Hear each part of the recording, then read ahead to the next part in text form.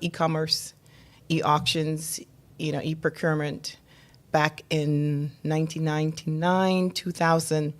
And J. Walter Thompson at the time, which was the largest advertising company agency in the world, which happened to now be, changed over, been bought out, and still exists. They came in, and it was clear in that boardroom they were looking to the IT department to put the brand online. Websites were new at the time. I wouldn't say new because it was back in the 90s, but folks were not necessarily using it to present their wares, their brand, and so they were looking at it from a technology-only IT perspective, and I understood back then it didn't belong there. Marketers, branders should be the one that are really making those decisions. Correct. So that when I saw that, I was like, there's a need, there's a possibility, and to be honest, I was forced. I registered my agency earlier on, a few months when I realized that, but I was pushed in because I was laid off. It was during that .com era when you had all these layoffs. And I was the breadwinner. I just had my daughter. When I say just had, a few weeks. She was a few weeks old. And I have two sons that were in elementary school at the time, and I'm the breadwinner. But I decided that I was going to go for it. And then I thought about, so that was the first thing. The other thing was I came here and it was hard for me to pay to go to college. And I said I wanted my children to be able to go to any university in the world of their choice. And I looked at, I said CEOs are able to do that. With a black woman, what does it take for me to become a CEO of a Fortune 500 company? Or I see that people, especially in Atlanta, when you look at what Maynard Jackson, or that mayor, was able to do for Black Atlanta, people of color, yeah. I recognize that, then you can have your own business. So those were the two things. And it was just mainly having control and being able to say where I wanted my children to go to school, or I wanted them to have their own choices. So I'm sure that must have been a difficult journey at the beginning. Of course. Yeah. What were some of the major obstacles? Oh, my God. I think ignorance is really bliss, because if you know better, would I do it again? People say, I'll do it again. I was like, hell no, I'm not doing that again. I mean, when folks come to me with ideas and about starting up and stuff, I don't want anything to do with a startup unless they have the resources and the access, at least to resources, to make it happen. It's not easy. And as you know, I remember talk about hardships. I was living in Cumming, Georgia. I'd bought a house there and built a home there in 2000. And so I started out of my home. And then I moved into a Regis, back then. Shared working space. Right, and it was so expensive back then, Still almost expensive. 2,000. Yeah, almost. It was ridiculous pricing. And then I decided to go to the bank to open an account, because obviously I have a personal account, so I needed to open a bank account, checking account for the business. And when I walked in, I was standing there for a while. It was, they said, go to a not a big bank, go more to a community bank. So one was literally across the street. It's no longer there. It went out of business. I'll tell you why. Because when I went in, they had me waiting for so long. And then when they came out to me, they didn't ask what I want. They're saying, we don't do any loans. And I was like, what? I didn't ask So for they it. just assumed that you were there for... Yeah, I don't know what it was. So that's, access to any entrepreneur would tell you, bootstrapping is not cool. Yeah. I don't like it. I did it. And I wouldn't wish it on anyone. It's hard to understand because you're going from, when you're in corporate America and you have a check coming in twice a month, and then suddenly there's nothing coming in. Yes. Yeah, And You are it. The buck from stops anywhere. Yeah, you have to figure it out. Yeah. And you have mouths to feed as well as your mortgage to pay. You know the of story. course. And so I recognized I wasn't going back in corporate America. Folks kept saying, go find another job. I was not interested. I just knew what the vision was and what I had to do. But, I had a business before that in New York. I came to New York at 19, and I started my first business when I was 20. So I understood manifestation. I didn't know, maybe that's what you called it back then. Yeah. But I understood that if you desire something, and once you know that you know that you know and you believe it, it's possible. It's possible. Yep. Absolutely. And my favorite word, of course, is so possible. So possible. So possible. Ah, Love it. Sophie, so possible. Yeah. People keep thinking I thought of it because Yes. it was Sophie. and Sophie. It works out that It way. works but that way. It wasn't You the didn't do it intention. intentionally. Right, Yeah. right. Yes. So, Sophie, what does humanize data into messages to move people? What does that mean? When you humanize data, well, I'm assuming that you're using technology to create to pull data, but technology cannot create the heart, and the human experience is still needed for that type of messaging. However, with AI today, you can really train AI to replicate the heart, right? I mean, That's not my friend. let's be real. No. It's there. Yeah. We may not be Yeah. fully there yet, but I can see that it will be there. It will be very hard to tell the difference. I'm Yeah. going to backtrack a little bit because you said you moved here. You can hear the accent. She's a yachty. She's a The Jamaican. older I get, I think it's just coming out more and more. It I don't know. happens. That's what It happens. It does. It does, happens. yeah. Because, I mean, Are we regressing? What's up? no. We're progressing because I like my accent a lot. I mean, I'm embracing it now. I mean, so I don't make any apologies, but you came from Jamaica. You migrated to New York from Jamaica. You had no clue in the space. I mean, did you before getting involved with marketing, what did you do before that? I mean, because she's done quite a bit in her young life.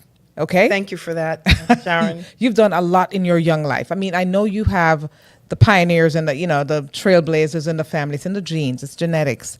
But when you moved to New York with $100 bill, huh? That's what I tell you. Like, what was- ignorance is bliss. It I'm is. 19. Totally. Yes. I'm coming from a home that's loving. Yes. And my parents bought me a round trip ticket because they knew I probably wouldn't come back in 3 weeks, but they knew without a doubt there wouldn't be more than maybe 2 months. Let her figure it out. And I think back then, if you did a ticket over 30 days, you had to do Yes. open ticket or something like that. So that's what they did with the hope, $100. What could you do on that? Of course, obviously she's coming back. So yeah, I think that was the a psychology. Psychology, of course, behind it. That was the psychology Yeah. because I remember a little later on, and I called and I told my mom, "Oh my God, it's so hard and stuff." She said, "Well, you were at UA for free. It's your choice." Yeah. So And you had a choice. yeah, I did have a choice. So you went back to school. You got training. What was that? Well, I What knew I had started- to go to college. Right. Because there is something, I don't know, it's not that your parents tell you that every single day in Jamaica, but you just know inherently that you're worthless. As they say, Yes. if you're not In school, if you're not Doing doing something, something, you don't get a furthering your degree. And you get, education, yes. of course. right. Yeah. So it never even occurred to me to miss any time. So I came up July 17th, 1987. Of course, my age is now calculated. It's all good. And I tried to enroll in school. So I had a girlfriend that had moved to New York the year before, or 2 years before, we went to Queens. Queens. The Queens. The Queens. I'm surprised she didn't say that because The it's not Queen's School. The Queen's School. Okay. So Oh, right. the Queen's The School. Queen's, Yeah, that's we don't right. say Queen's Queens, High it School. has to be It the, has that's the, right. the The Queen's Queen's. School. Yes. We're taught that as soon as you get there. Yeah, we recently went to a reunion, so we know it's No, a So B. we know that, right? Remember we saw. Yeah. The Queen's School, right. So from there, I met up with my girlfriend, and she was talking to me about what's possible. So I was staying I have an older sister by my dad, and so I stayed with her the first 6 months that I came. But, I'm on my own. I have to provide food for myself. I have to do all that. And my girlfriend was the one who helped me with, okay, you could go to the City University of New York. So I tried. It was so late in the process. Yeah. The only school open at the time that would accept me and would take my credits. I had to sit before a board, I remember, and it was Lehman in the Bronx. Yes. Oh, yeah. Yes. right So down the that's not, it's far. So I was thinking, maybe Baruch, which was much closer, because I was in Manhattan, and it didn't work out that way. And once I got to Lehman, I loved it. I really loved it. The professors were excellent. Today, it's so hard to say, I switched from a visitor's visa to a student visa, but I did that. And I hope I'm not implicating myself in any way by No. saying that right now. Censorship here. I know, right? Right? Yeah. But that's what I did, and with the help of professors. And then after the first semester, my parents paid for the first semester, which out of state was like 2,000 something. They were able to pull the funds together to get that for me, but that was it. I was on my own for the rest of the time, and I Here you are. had to figure it out. So yes, I did 3 jobs. I was a lifeguard. I taught swimming. What else did I do? Everything I could. I had I babysat for this 10-year-old kid after school. So it's more than 3 jobs. And then after Typical Jamaican, huh? on the weekends, I also sat for this famous jazz singer called Jabbo, and there was all the jazz artists would go to the Vanguard Village Theater, and that I was hired by the owner's wife back then. They're on Wikipedia now. I didn't know the depth of jazz royalty I was being introduced to back then, but it's an older man called Jabbo, and he would blind as a bat, but still made passes at me. Feel your Wow. beauty So shine. beauty shine all the way. Wow. Right. So that's how I started. But wow. and then one of my and I got a Lehman Scholars Program, so I no longer had to do university. What required courses. Yes. I could just do kind of what I wanted, so I did everything. You name it, sex and whatever. Wow. Courses, I did it. Get your credits. I did. I thought I wanted to do law at one point, so I was doing. I would get credits for working with the Bronx Legal Services. I got credits for working with the DA's office. Interesting. Saw a lot at the DA's office. But digital marketing is Has nothing to do with that at all. You How just- did I even get Right. there? But happened. you You just just happened up on it. Had a Saw it. foresight. Yeah, so worked. I ended up after I started my first business, and that after 2 years that went away, which was teaching swimming, and I grew it to like 8 employees and over 200 students. Really? Wow. That's how I was able to afford to Go to school. go to school, Go to school and maintain your and live on my lifestyle. own, Yes. and yeah. So you definitely showed that you had tenacity, you had drive, you were motivated, you had a leadership and entrepreneurship attitude about you, which is, very admirable. Is all of that in your book? Yes, thank you for saying that. Tell us a Yes. little bit about that. Okay, so I struggled with doing this because folks, the day I turned 23, how many years ago, my first husband died. And I was pregnant, 4 months pregnant with my second child, and I had a year and 4-month-old. And just how I guess I handled that, I closed my business for a week to bury him and then went back to work, and I was off from school for 2 weeks. And then I had no choice, right? And so from then, folks were saying, write a book, Sophie. We want to know how you did that. And then I ended up working at New Woman magazine because it was my favorite magazine. And I said, you know what? That's where I want to work. And I called them. This was crazy. I called one day and just talking about programs that they have, internship programs, or working, and so they said, oh, didn't I speak to you yesterday? Yeah, you remember, you come in, let me meet with you next week. So I said, oh, sure. Of course, that was my first time calling. So that's how I ended up. You snagged somebody else's job? An internship, at New Woman. And It was just for you. It all was in just order. for me. For her, Yeah. of course. So that's when I got introduced to marketing and branding, but I had to use it for my business before because I was doing ads in the papers for people to come out to have their children learn to swim. I had a logo designed. I had I knew you had to do that, and I don't know why. It's not like we were doing that at school. I don't know. I just knew that I saw people advertising in the papers.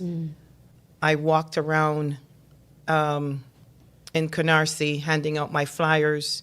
Initially, I had them designed. A cousin's boyfriend who was a graphic designer would do that for me. And I just had that kind of support and love. Wow. So you've gotten awards, you've done speaking engagements. I mean, what is it that you have not done? You're an advocate, community leader. You've done it all. I mean, so the book is right in order because, I mean, I'm talking about the Urban League, the Atlanta Business League. I mean, against all odds, you've gotten those awards from these folks. I mean, you've been recognized in your field and then beyond, Sophie. Is there anything that you would say to someone not to take the risk of using $100, because you really can't do anything with $100, right? But is there any advice that you would give to your younger self and young people? Because if you check out that camera staring right there, that's your camera right there.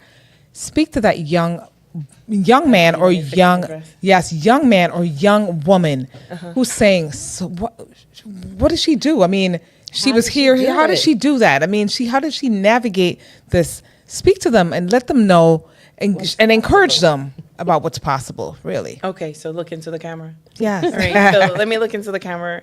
It's the number one thing, if I could speak to my younger self, is just it's kind of different. I'm speaking to myself as, again, speaking to younger people, I think. Yes. But because, times have changed. Yes. But back then, I believe I would have said to me, never fair. And because what's the worst that can happen? And I guess to younger people today, like I was telling my daughter, what's the worst that can happen? They could tell you no. I remember to get the liability insurance and property insurance, I had $0 when I started the business. It had to be insured for like $2 million property, and I can't remember, like $4 million liability or something like that at the pool that I was teaching. How am I going to do that? I met with the 12th insurance agency person. I can see him today. I wish I could remember his name. gave me a chance. He said, pay after the first quarter. That's how I was able to do it. Yeah.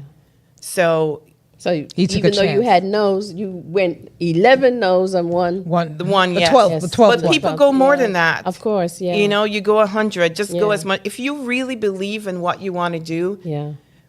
on the advice would be, unless that person that's giving you advice has been through that, they don't have any advice for you.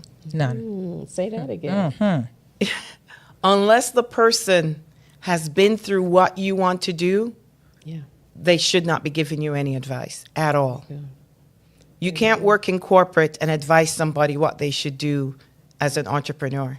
Thank you for sharing that. And before we go, I would love to give those who are really branding, that culture of branding and getting out there, what tip can you give us about branding and digital marketing? Wow. Well, today I would say definitely use AI to help you with your messaging. You know, we talked about that because it just makes it faster Okay. for you. But always edit and check your work. Okay. But use digital tools. Always. I mean, I've always been. I know my daughter always says that. You know, she comes to me to help her with technology. That's a switch because I know. Usually we it's go the other way back. around. Yeah, yeah, Right. yeah. She's like, you're the only mother I know like that. But that's how, you know, I was the one taking apart my mother's and father's, players, the what do you call the DVD VHS the players VHS players, yes. and the clock. I remember the alarm clock as a kid. I would took that apart. Even the door handles, I just wanted to know how things worked. What was, yeah. Yeah. So my favorite subject and best was physics and history. But back then, you couldn't do both. You had to make a choice. And so because I didn't like chemistry as much, that was how I did the choice. But today, you know, it's like, Okay. yeah, Yeah. so that was, but I also, Sharon, you had asked me about my book. So it's, you can find it, you can pre-order. It comes out, releases October 30th this year. Okay. And you can pre-order now at sophielgibson.com. And that And spells what's- Sophie for us? Yes, SOPHIEL Gibson with a B.com. Yes. Yeah, so possible. Interesting. Wow. Why? And it's called So Possible. So My Possible. favorite word. So Well, possible. thank you. You have We appreciate definitely you. demonstrated that it has. is so So possible. possible. It is so Thank possible. you. You've coined All that. right. You've coined that. That's yours. So possible. And let me tell you, you don't want to miss that because, I mean, there's a whole lot of, I got a little sneak peek, but I cheated.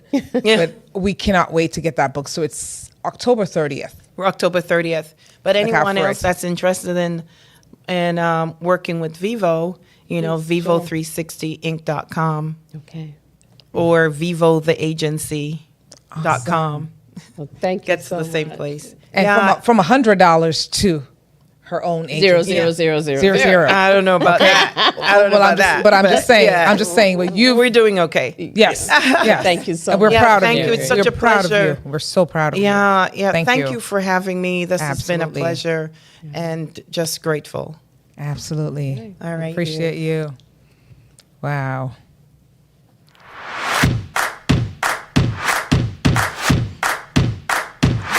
Good job. Thank you. Oh, thank you.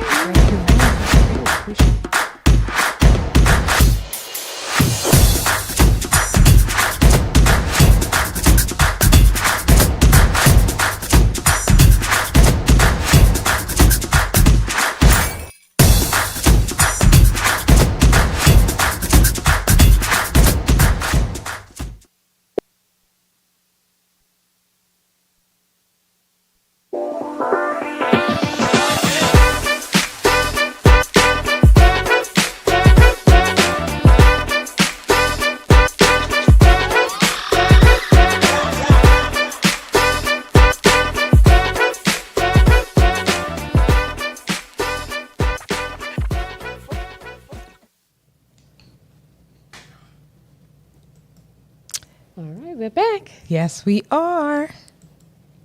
Man, And we have that another. happened so fast. Yeah. But, we know all things you're are hav- possible. Yes, possible. That's our coin. Yes. All right. Today we are using, we have another wonderful guest for you today, Dr. Natasha Simpson. She has 18 years of experience. She barely looks 18 herself. Barely. I'm telling you. All right. And she began her career as a classroom teacher. And guess what her specialty was? Math. All right. She was an academic coach, and now she is an assistant principal. And she is dedicated to the continuous growth of instructional excellence. And she definitely has a passion that lies in empowering educators, improving student outcomes, and fostering a culture of high expectation. We thank you for that. We welcome you to Speak Harmony. How are you doing, Dr. Natasha Simpson? I'm good. Thank you for having me. You are so welcome. We appreciate you coming in.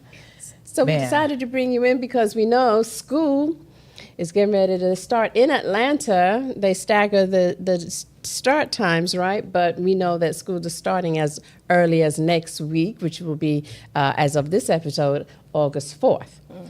Whew, that means traffic and a lot of noise and things are changing. So what I'd like to know is that, every year there's new changes happening in the school system. So what can we expect for 2025, 2026? 2025, 2026. So Georgia is set up a little different. So although they have their governing laws that covers all school districts, each school district has the autonomy to kind of adjust those laws, or not adjust the laws, but make additions to those laws and have their own policies. So what I do know is coming down is the cell phone law, the House Bill 340, 350, one of those, that Kemp signed into order. It's not supposed to go into effect until 2026, July of 2026, with schools having to have placement for those phones by January of 26.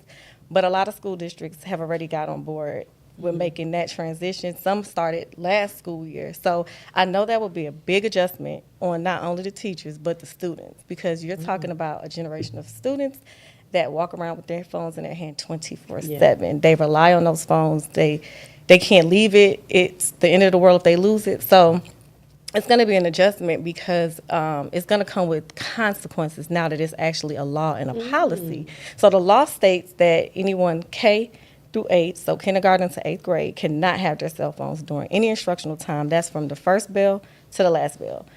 They can't have it during transitions. They can't have it at assemblies. They can't have it at programs. And so to go cold turkey like that, so to speak, for kids, it's going to be a major adjustment and a transition that we're going to have to be a little bit more flexible than most. So I guess it's good that we're starting a year early so we can kind of get them in the rhythm before the law actually goes into effect. So schools can voluntarily begin to do that now, but then later it's going to be mandatory. So where are the phones housed and what? Yeah, are they checking their phones? I mean, where the right phones now gonna be?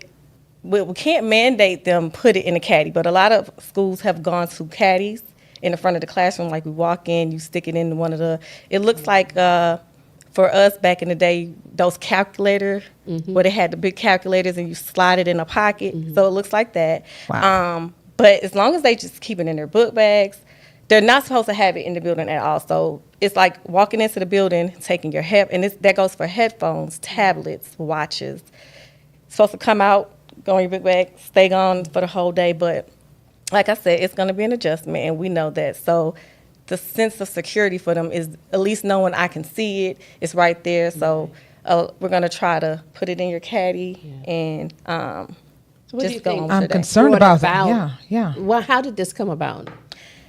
I mean, in all due transparency, the education, the students' performance is low. It's low. They're not focused. It's a distraction. And so we have to do something to get them back. We didn't have that. Well, I didn't have that distraction. Right. I graduated high school in 98. And we had beepers, but you didn't have a I phone. remember What's that beeper? You didn't have a phone What's to go that? call anybody. Nobody was beeping you because they were all in school with Of course. you, right? And so when I went to Better college, be. when I went away to school, I got my first phone. Yeah. And so, and even then, it was minutes.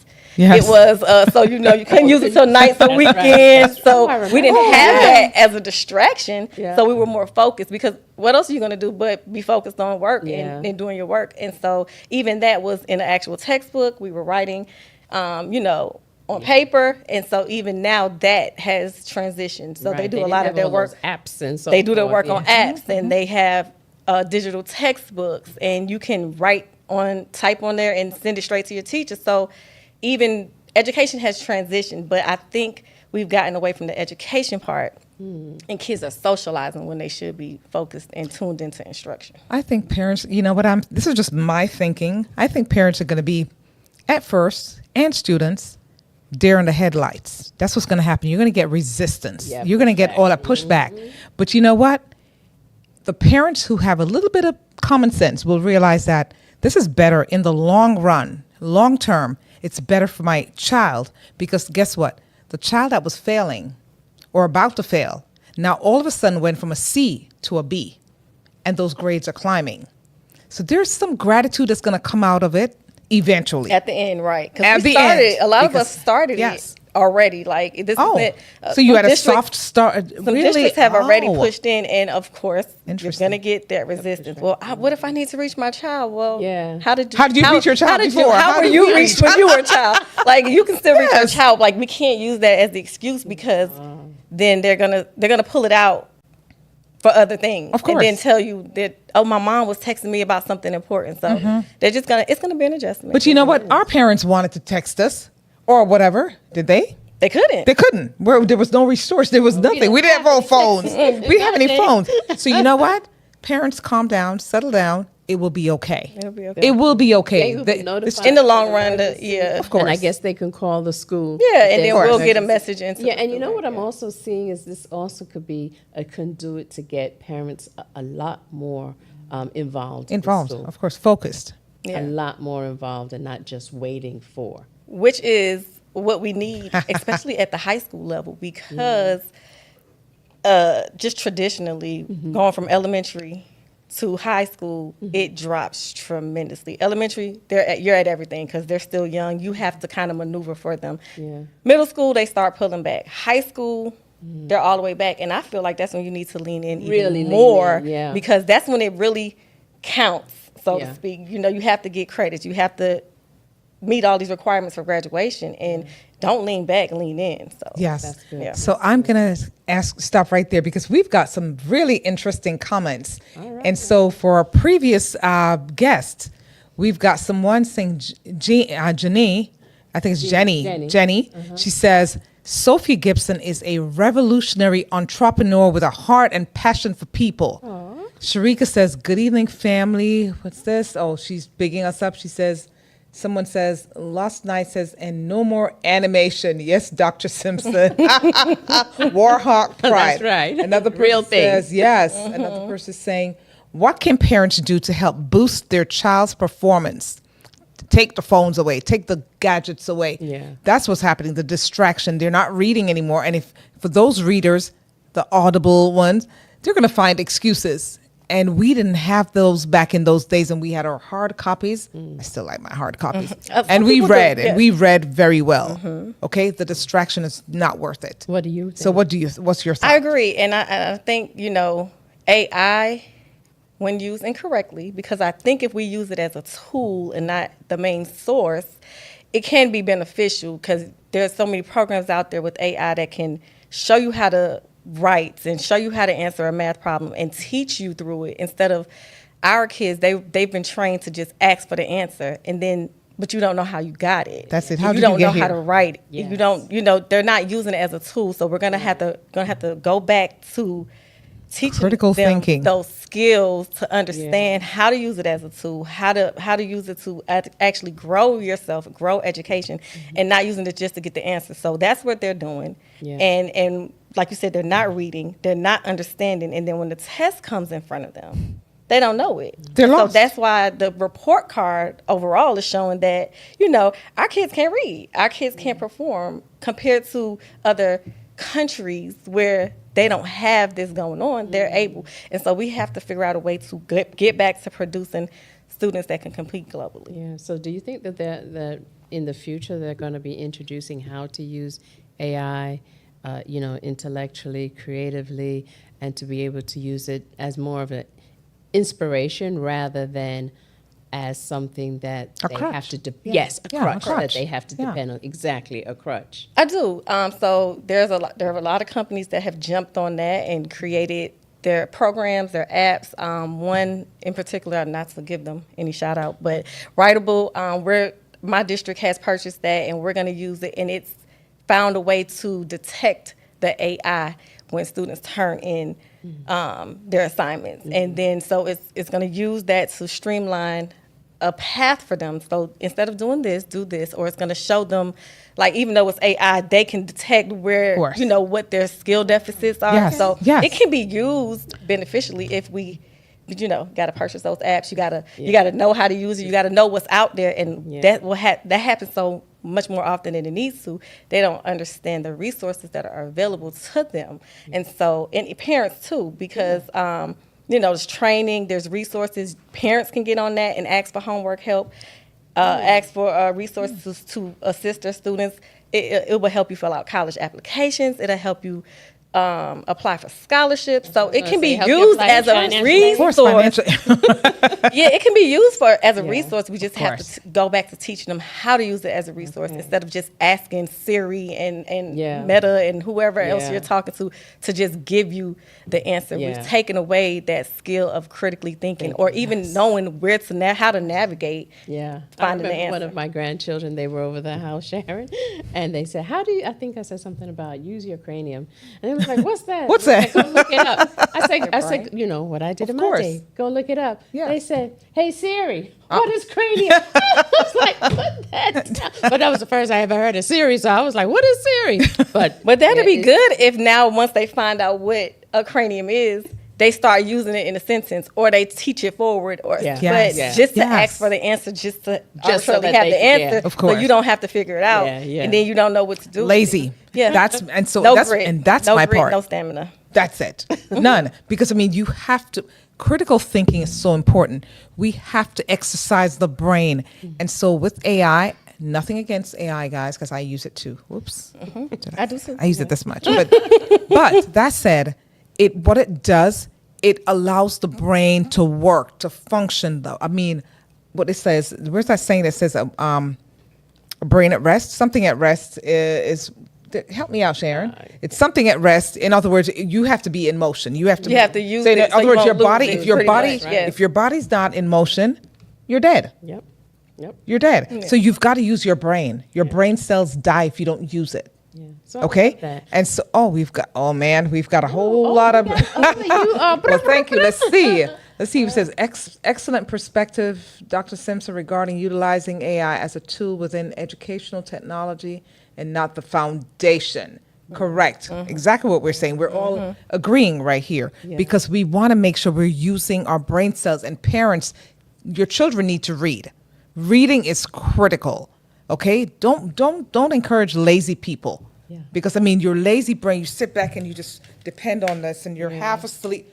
Wake up, be alert, get outside and move around. Move. around, yeah. Drink some water, exercise. That's what we're supposed to do. And that's what we're supposed to be encouraging Exactly. in America, especially. So, Natasha, tell us about returning students. What advice, what suggestions do you think, or would you suggest for returning students? For returning students, let me speak for the parents first. For Okay. returning students, don't assume that everything is still okay as far as like documents, keeping up with the health records that have to come in, because usually the school system won't drop that student or they won't look into it until maybe late August. So, and I'm sure they've been sending emails, but they turn the notifications off from schools because it can be a lot at times. Just like I said, lean in. Make sure your kids are in the classes they need to be in. Make sure that you have all updated documents inside that school. Go back in and fill out your nutrition forms if your child is receiving some type of free reduced lunch, because all of those things every year they expire, but they usually expire like the end of August, the end of September, beginning of September. So you start school thinking, oh, I'm fine because they haven't said anything, and then it happens, and then your child goes a week or two without whatever it is they need until they can get back on those things. So just be informed. But for the students, I need them to know that own your education. Own it. Be involved. Get engaged. Ask those questions. Don't be afraid to make mistakes, because those mistakes is what's going to lead to your success. So far, like in the last 5 to 10 years, I've seen the shift where kids they have the social anxiety, and they don't want to ask questions. They don't want to look a certain way in front of their peers. So you got to build that relationship with your classmates, with your teachers. Find you what we call a CAB, a caring adult in the building, someone that you can go to, and then parents, because the mental state of our children is, please talk to your kids every day. Ask them, how was your day? Don't just be informed. Be engaged. You know what I'm saying? Don't just go to the sporting activities. Go to the parent nights. Go to the curriculum nights. Get on Georgia Department of Education. Find out what the curriculum is supposed to look like, especially for our high school students. Know what your children are supposed to be taking. Do not wait until the senior year. That's right. And now you're scrambling with no time to make sure that they've had all these requirements, and then graduate. they can't walk across the stage because Same. you were not informed for those 4 years on what your child needed. So Well, that important. that just led me to another point here, because what you just said is critical. But guess what? There are a whole lot of changes that have taken place and are still taking place and are being manifested as we speak. There are students, immigrant students, and I'm speaking exactly to those right now, because what's happening is that the displacement, the large migration, if you want to call it that, or displacement, more than anything, it's not a migration, it's a displacement. It's forced. Forced migration. And so there are a lot of students who are not coming out, are not going to be returning to school. Okay, they're just not going to be returning because of what's happening. They've moved. Their parents have moved. They're scattered. So what we're going to find is that just like similar to COVID, I suspect, what's going to happen is that people are just going to be, these students are going to be they're going to be set back, because not everyone went out of the country. You know what I'm saying? I mean, there are students who are going to be hiding at home, staying at home, because their parents are in hiding. They're in hiding. And it's unfortunate that we're going to have that. We're going to be faced with that. So we're going to be operating at a deficit. And it's going to be, and I congratulate, but I pray for teachers and principals and the educational system in general, because you guys have your work cut out. Yes, you do. Yeah. You really do. If it's anything like what we dealt with coming out of COVID, like I said, the average student is 2 to 3 years behind reading anyway. level Yes. already. And so, unfortunately for those students, I understand. I get it. Like, if you go to school with the fear of being snatched up or having to move, then you're not focused enough to be in school anyway. No. So, and then those that are just going to be in hiding until this all passes over, then you're going to step out in 3 years and try to go back to school. That's more pressure on them. A lot of them probably won't Won't go back. Another point about cultural sensitivity. How are the teachers being taught about cultural sensitivity? I don't. That's probably varies from district to district, Really? school to school, even, because a lot of schools probably doesn't have a large population of that diversity. So of course we were taught and we were trained on our diversity and just being inclusive of their backgrounds and how to incorporate that into instruction. But with this wave of what we're all not saying, what what it is, there wasn't really any training behind what that looked like when they started coming into those schools and taking those kids out of those schools. That's a shame. Yeah. Oh, thank you. What's that, Rod? Can you see that, Sharon? Rod, it says, thank you so much, Rod.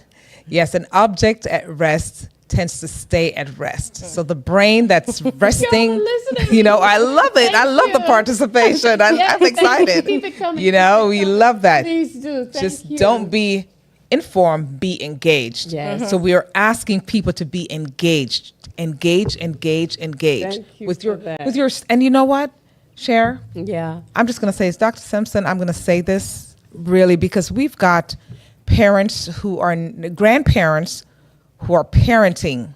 Yes. They have raised their children, and now they're raising their children's children and their children's children. Children. So it's that sandwich generation, and everybody's just it's crazy because people are losing jobs, unfortunately, and so now they've lost their livelihood, and they're living together. Yeah. So it's a lot of.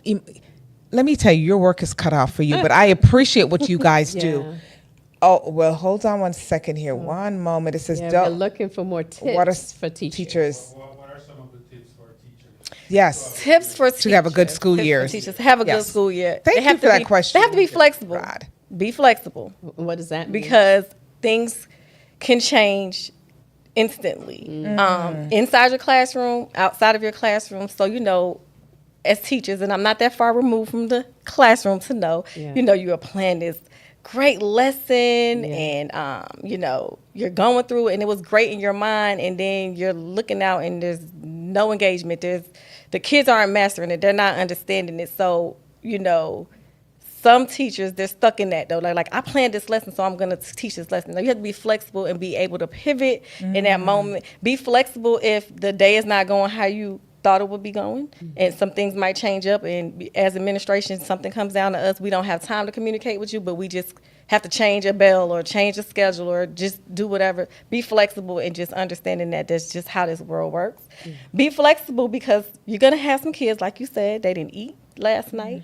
They had to get up this morning early. They're upset. They had to take their siblings to school, whatever it may be. Yeah. And it's not on you. It's not intentional.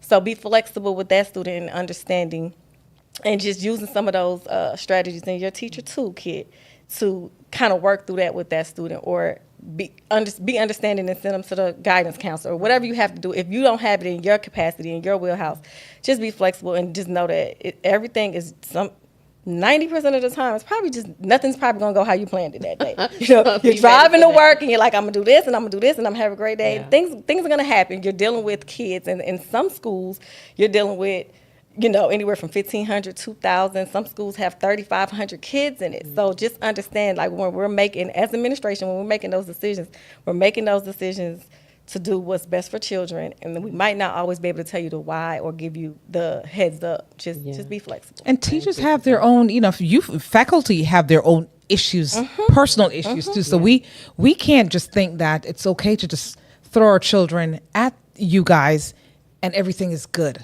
So we came from a dysfunctional setup, or whatever happened at home, and we just go to school and say, okay, we dropped them off, so we're good to go, and we're gone. Yep. And so we leave that burden on faculty. They're with and us more than they're with That's you. my point. You know what I'm And saying? so that's yeah. How do you go? Teachers You have to be guys. consistent. compassion. They have to be consistent, and they have to set boundaries. And believe it or not, kids love boundaries. Yes. Yes, They do. need those boundaries, and they Structure. like those boundaries. Yeah. So just be consistent in not only your expectations, but your follow through with kids. And, remember that you're not there to be their friend. You're there to be their teacher and that trusting adult. And you can build a relationship with them without trying to be their friend. So, be that's consistent. They'll respect you more. That's good. And show them that you care. But I can't tell you who said it, but somebody said it, and they said,